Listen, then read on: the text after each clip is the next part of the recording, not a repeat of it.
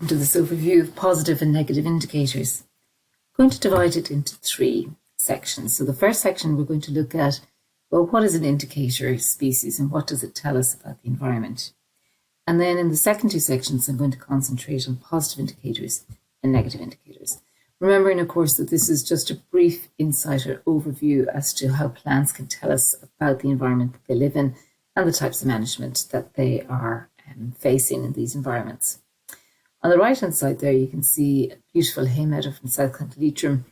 And just for example there, if this grassland is fertilised, the oxeye daisy and some of the other plants that you can see there, they're not able to take up those nutrients as well as some competitive grasses. So they would disappear, they would leave that meadow. And their absence or presence tells us something about the condition of the meadow and the management. And plants are also, of course, influenced by where they're found because it's very much intrinsic to, I suppose, their ability to exist in those places. On the left-hand side there, you can see woodland. So this is a lovely semi-natural woodland. And a range of species are found there that you would not expect to find in the blanket bog and wet heath habitat there, Quilca. That's because the peatland pH is too low for the species that are there in the woodland. And equally, species that exist in Quilca, in the peatland, they wouldn't be able to tolerate or grow in the shade of the woodland that's there. So plants very much are situated in the place that's best able to give them what they want and what they need. Of course, management is also really important. So just, for example, 2 grasslands here, and on the left, we have a grassland that's got lots of different colours popping up. You can see ragged robin, you can see the yellow of the hawkweed, you can see the purple of the orchids. So this is a species-rich hay meadow, and it would be, and it's a wet hay meadow. Now it's not a dry hay meadow, it's a wet hay meadow. You can see the rushes coming through there as well. And that doesn't receive fertiliser. If it did receive fertiliser, then it would start to lose some of that species richness. On the other hand, on the right-hand side, we have this grassland where productivity is the main outcome wanting to be achieved in this grassland. Fertiliser is applied, and you can see that we're losing or have lost species that might be indicative of wetter ground. And also, of course, the same thing happens in peatlands. So on the left-hand side, this peatland commonage site, this was near the Bunderagha, or in the Bunderagha region. It's near freshwater pearl mussel location. You can see there that this would not be ideal. You would like to have that more vegetated. You wouldn't like to see that sort of bare soil erosion potential, bringing nutrients, sediments down into locations where there's freshwater pearl mussel. They don't like that. And then on the right-hand side, you can see where blanket bogs in good condition, you're going to have kind of a browny looking colour, but it's got lots of the plants that you would expect to find in that situation. So management, very important. And this is a picture I took when I was doing the ORBAP surveys, and it just, underneath there, believe it or not, this hard rush here isn't palatable. So of course the sheep, it's this sheep graze pasture, aren't going to eat it. But in the grassland that you can see, which has been heavily grazed, there were actually a few indicator species that we would find on the acreage scoring system. It's just that management here has created almost a 2-tier approach, really short, very tall. And that structure is also extremely important in allowing plants the ability to grow, set seed, hide from grazers, etc. So management, environmental factors, very much hand in hand together with whether plants are present and whether they're going to be present in good cover or good abundance. And the other factor that you should always have in your mind is it's not just about the plants. The plants are important, of course, but the plants are telling us about conditions perhaps for presence of other fauna. So here I have an example of marsh fritillary. So it's our only protected butterfly species, and you'll know by now marsh fritillary tends to like devil's bit scabious. So it's that lovely purple flower there that you can see at the edge. Marsh fritillary quite likes a particular type of structure. They like it about 25 to 60 centimetres in height. higher patches, lower patches.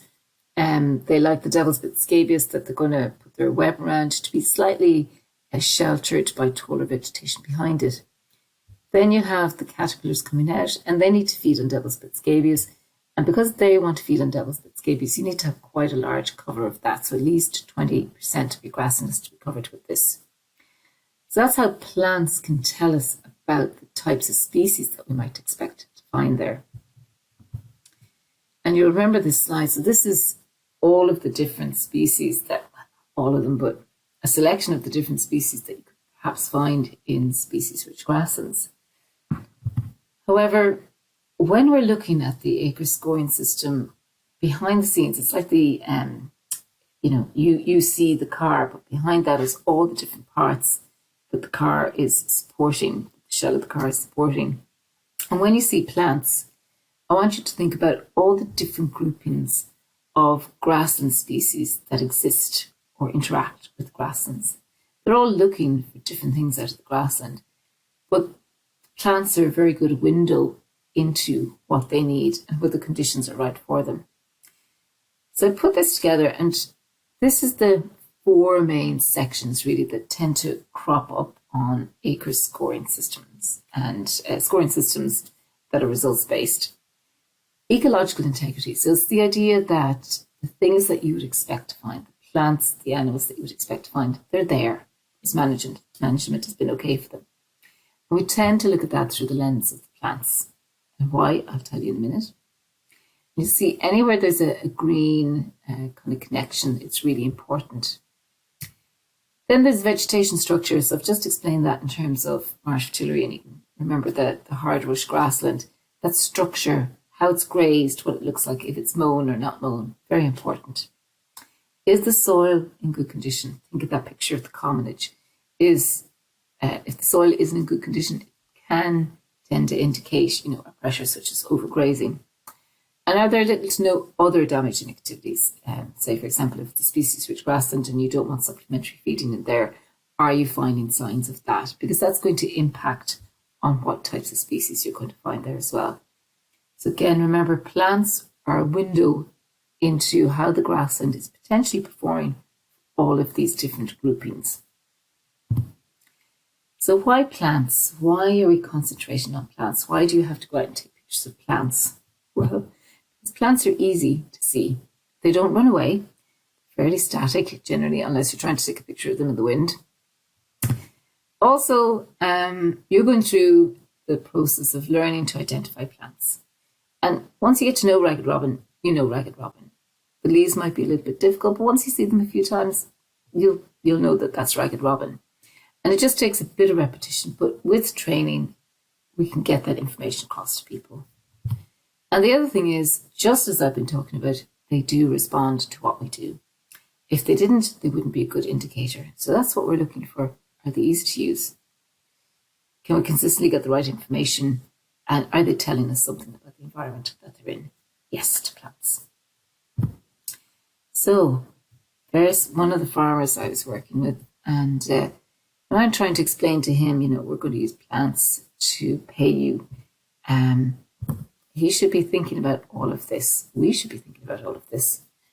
Is it fair to use plants? Are they linked closely to the targets? What I've just shown you, how plants are linked to all the different elements of biodiversity. Is it within the farmer's control? Yes. Their management gives us the plants. Is it necessary and understandable to have it this way? Well, there's no generally easier way at the moment of doing it. Plants are a good window. Is it transparent? You have the scorecard. Yes, everybody can see what's happening. Is it reliable? Yes, with training, everybody can go out and get the same result. Is it robust? Science is there. I've done the science, others have done the science. We know that it's definitely robust to use plants. Is it cost effective? Plants don't tend to have, a lot of equipment or expenses in terms of monitoring or looking at them. So yes, it's cost effective. Is it appropriate? Plants are present in all of these areas. So yes, it's appropriate. Is it acceptable? Yes, because that's something that we've gone through a process of working with people to try and get to this situation where plants are the window into the scoring system and the window into the management the farmer is doing. Now, with that background in mind, let's have a look at positive indicator species and what they're telling us. So in this grassland here, there are no positive indicator species. Why? Because another ecosystem service is being promoted, and that's provisioning. So providing a crop here, providing fibre for livestock, so silage field. No indicator species present, so the market value for that is going towards another ecosystem service. But we want to pay for grasslands that are producing species like this. And this grassland is in the Cavan Leitrim border. Again, this beautiful farmland where it's really exquisite, where the farmer is managing to farm very wet grassland in the most optimal and sensitive manner possible, and is producing a grassland that looks like this. And you can see also producing food, but small amounts of it in terms of livestock. And you can see all the different colours cropping up there. And if you were to look in there, you would find devil's scabious, you would find meadow thistle, you would find oxeye daisy in the drier parts, and you would also find yellow rattle. So things or plants that I would expect to find if the ecological integrity, so wet ground, dampish location, what would I expect to find there? I would expect to find these species, and that's what I did find. And here's the acres scorecard. So here's the screenshot of positive indicators. So things like the orchids, lady's smock, which you'll find in many different types of grassland, devil's scabious, yellow rattle, oxeye daisy. These are all listed here because they're indicators as to how management is proceeding or has proceeded in the grassland in the past.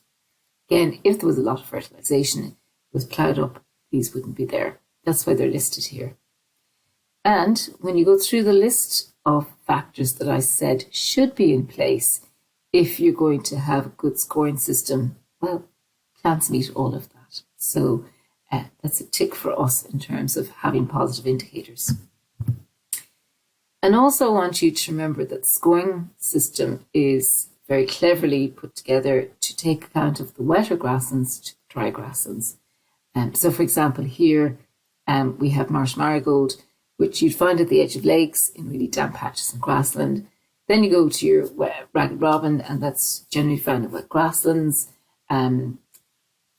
tending to get slightly drier parts, slightly wetter parts, but in the main in wet grasslands. And something like lady's mantle, which you'd find mainly in drier grassland areas. So they span that condition. And that's what the list of those species is meant to do. When you're assessing the cover and the presence of these plants, these indicators, these positive indicators, you're going to do a few things. So you're going to keep away from the edges. You can see the edges here of this field. Why? Because shading of the trees, other things happening along the edge, they just change the type of plants that are there. What you want to do is you want to characterize the main bit of the field. And then you're going to walk this W shape. And what you're doing is you're just trying to see what's there, and it's kind of controlled way of walking through. And you're going to have your sheet and you're going to be ticking as you go. So looking down every footstep going, am I seeing any positive indicators? You're looking for the flowers, you're looking for the leaves. And then at the end, what you're going to do is you're going to think about, well, how often did I see the plants as I walked through the W? I'm going to give you some examples now. In this particular grassland, you can see that there's 3 different types of indicators. So we have the self-heal, which is the purple, we have the common sorrel here, and we have the sedges, which are kind of triangular shaped leaves. And they're not very common there. So we only have a few indicators, and they're present at low values. So you can take up to 10 steps without encountering any positive indicators, or you kind of encounter them every 2 to 3 steps. And you can see there the amount of points going for each of those achievements. So it is an achievement. You have a grassland that's still producing some of the indicators that you want, and that's going to get you a certain score. Now imagine you step up the mark and you find something like this, and you're going through the field and you've got your self-heal, and you've got your marsh thistle. Again, maybe it's low numbers. You'll probably find more as you go through, but you're starting to get a bit more cover. So you can start to see that there's more self-heal through here, and there's going to be sedges, etc. So maybe medium. Now, every 2 steps taken, you're going to see 2 to 3 steps, you're going to see some of these species that you'd like to see in a grassland. And then finally, you could get something like this. So when I look at this type of grassland, I'm thinking kind of heathy peatland soil. So it would be, probably this would be the grasslands on peat, low input grasslands on peat soils. You can see meadow thistle, it's a really high quality indicator. It doesn't always flower, so you really need to get to know the leaves. Tormentil, lovely little yellow flower on it. Devil's Bit scabious leaves, branched mosses, sedges. Now you're starting to get quite a few species, and I know that if I walked through that, I'd find orchids, and I would find lots of other different species. Sedges would be probably prevalent throughout. So the cover here is going to be very high. Pretty much every time I take a step, everywhere I put my foot, I'm going to be standing on a positive indicator. That's what you're looking for in the really higher quality grasslands. They just ooze species richness, basically.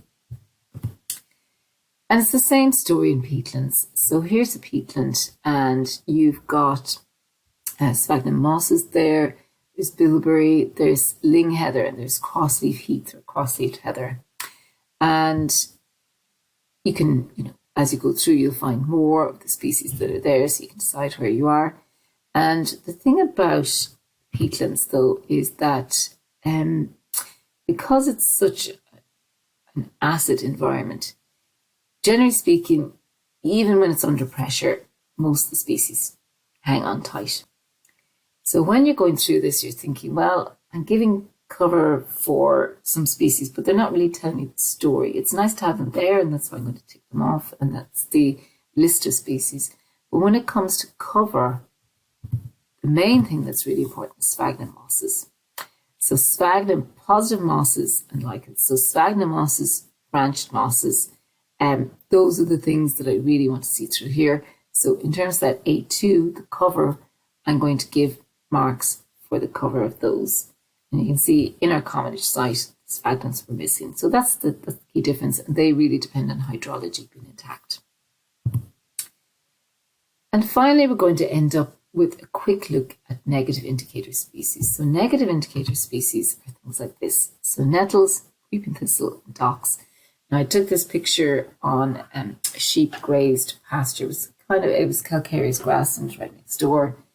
And it had 3 of the, in fact, there was ragwort not too far away, and there was also perennial ryegrass not too far away near the supplementary feeding area. So pretty much all of the agriculturally favoured species were present. Now, can I just say as well that things feed off docks, dock beetles, butterflies will lay their eggs and use nettles. Ragwort can be extremely good for pollinators. Thistles, when they're out in flower, are also very good for pollinators. The seeds will be used by birds. These don't lack biodiversity value. It's just that when we're thinking about optimal management, these tend to indicate to us that things aren't as optimal as we'd like them to be. So here, just for example, these are your thistles. So you've got your spear thistle on the right and your creeping thistle on the left. And what they're really responding to is nitrogen and grazing. So lots of nitrogen coming in, and that usually tends to indicate more grazers or higher stocking rate. And you're going to get more of those coming in. Other nice little species that aren't so great at taking up the nitrogen and responding to it, they tend to disappear off the scene. And these are 2 pictures, and I know they're a bit hazy I took, but on the right-hand side there, that was just a little bit further up from the first negative indicators picture I took. And you can see there just the amount of creeping thistle. It's a huge amount of creeping thistle on there. So in your weighting, that would get you low marks, probably negative marks, because this is such a dominant feature in the grassland. On the left-hand side there, you can see common ragwort, and you don't want to see that. It's on the Noxious Weed Act, cross compliance, etc. So this, even though it was a buzz with pollinators and birds, etc., we're looking at what it's telling us in terms of negative potential issues in that grassland. And finally, just to end off with the fact that it's not just grasslands that negative indicators are related to, we also get negative indicators on peatland as well. This is from the Wild Atlantic Nature website, and it's just showing, I suppose, almost a woodland at this stage of rhododendron, and that's encroaching upon peatland and kind of wetty peatland grassland that's nearby some peatland. Managing these takes quite a bit of time and effort, and in some cases, it can be really bringing down a farmer's score, and therefore they're looking for solutions. And it's not easy to come up with solutions for some of these negative indicators. So that's a quick review of positive